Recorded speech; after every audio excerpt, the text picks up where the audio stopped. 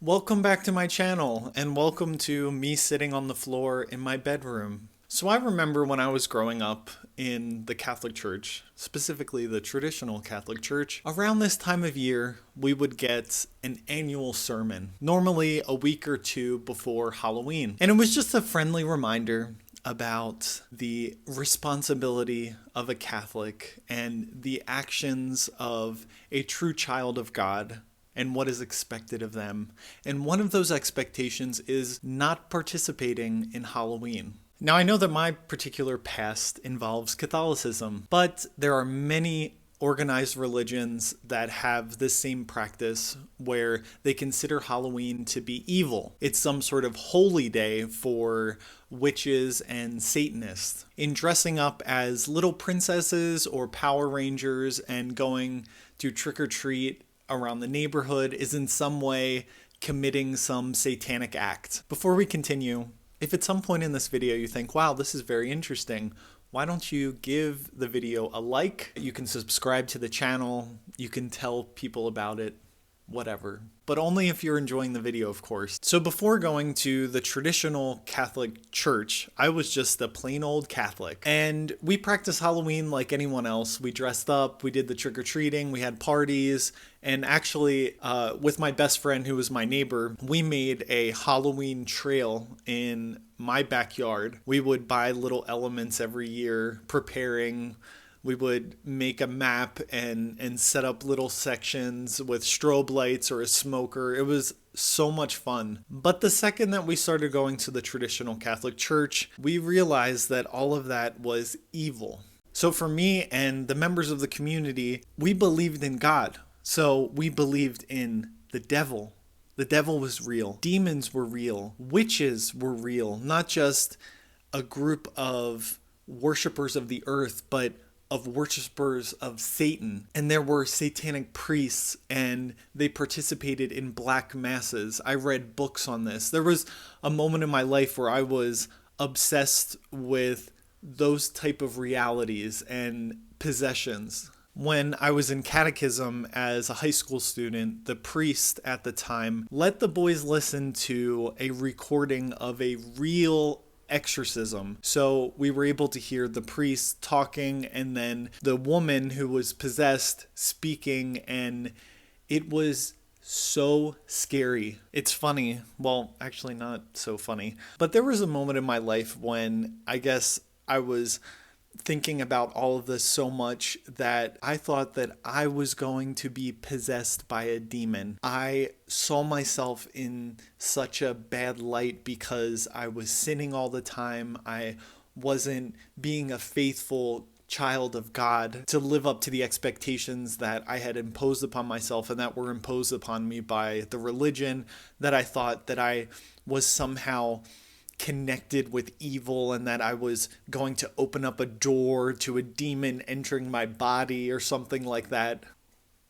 Yeah, not so funny. And there's even a recommendation that it's dangerous to read too much into possessions, to listen to too many recordings of possessions, to obsess yourself with possessions, because that could also be a doorway to being possessed. But all of these realities were real to us. When talking about Halloween, we couldn't just see it from an innocent perspective. We had to see it for what it was. We had to see the evil behind it, the evil intentions. And because of all of this belief in these realities, this darkness that was in the world, it made people in the community overly cautious. It made them paranoid. So then when you have holidays like Halloween, the best approach to that is not doing it. So in order to counteract this cultural trend of participating in the darkness of Satan, our church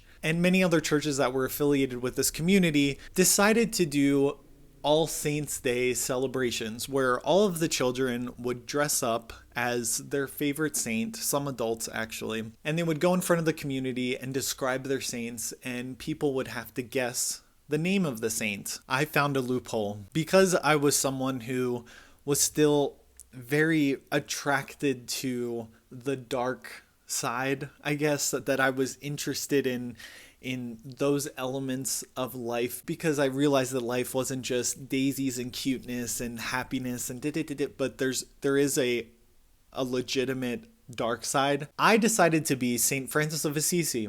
And in the story of the saint, he received the stigmata, so the same markings of Jesus from when he was on the cross. So what did I do? I went to Party City, bought fake bullet wounds, put holes in my hands and my feet, and covered them with blood. I'm sure all of the parents were horrified. And this brings up a very interesting topic because not just with Halloween, but in any moment where the community was very critical of the cultural trends, it did create an atmosphere of these 150 people in this little church, how much better we were than others. How much more did we know that we thought, as everyone else is going around asking for candy house to house, we are the true children of God. We are the ones who are doing what God wants us to do. We are here sitting through the 30th child explaining that their saint was killed by arrows or a sword or was beheaded. And even though it wasn't explicit, there was that superiority complex that came about. And I found it even within myself, just walking around, seeing the normal people out in the world outside of the community. You just have this feeling like, at least I know what I should do. And especially when I became a priest, if you didn't know, I became a priest. There was not only the pressure to be one of the normal community members that live this life elevated from the society around us, but also I had to be above that. I had to be the elite. I had to be the holy example of every ideal that we possessed. And now I can just sit here and enjoy the process, enjoy not understanding everything. Oh, my foot's falling asleep. Oh! So how many of you remember the reaction of the Christians and other communities when the Harry Potter books came out? I surely do remember. I remember many sermons from the pulpit, how the Harry Potter books have real magic in them, and that Harry Potter is actually the antagonist because he is praised by by Professor Dumbledore every time he does something bad, and it's not a good moral teaching book. When you bring those books into the house, you are inviting Satan to come into your Christian home. So I read the first 2 books before we started receiving those types of sermons, and then I was prohibited, unbeknownst to my family. I borrowed the subsequent books from my neighbor, the same one who did the Halloween trails with me. She was such a bad influence on me. She's probably going to laugh watching this video. At that point in my life, I wasn't really into reading. And those books really helped me on my literary journey. It helped me enjoy entering that fantasy world. And there was never a moment where I thought that Harry Potter was real, the story was real, that any element of the story was real. It's funny, I was able to separate a fantasy world from the real world. I think that people don't give children enough credit. So Harry Potter was strictly prohibited, as evil, as satanic, as almost real, to the degree that possessions were real. But on the other hand, this community, especially the young men, loved Lord of the Rings. Everyone read Lord of the Rings. Everybody praised Lord of the Rings.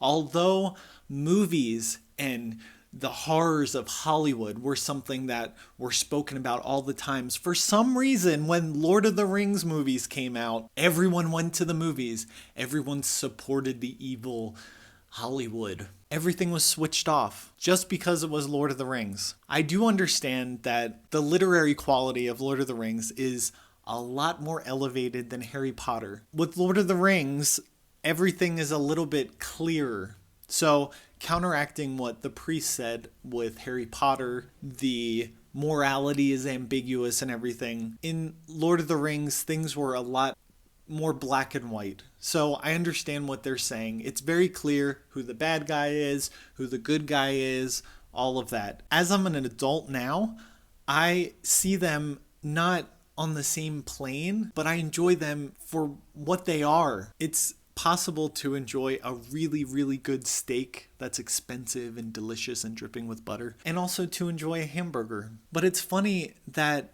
there's witchcraft in Lord of the Rings, but they say that there's white magic and black magic. There's good magic and there's bad magic. And it's just amazing how they try to twist everything in order to justify the fact that they like it. And it's interesting too, this has nothing to do with evil or Halloween or anything like that, but it's just that same mentality. The community that I was a part of, they were strictly against music, modern music. Actually, it does have something to do with evil because they say that if the beat of the drum is on the third beat of a 3/4 rhythm, then that induces a excitement in your passions and it causes you to sin, basically, in the end. It puts you in a state where you're following the rhythm, you're following the passions. But anyway, this community loved Irish music. I don't know where that came about. I don't know how it started. Maybe just because it wasn't modern.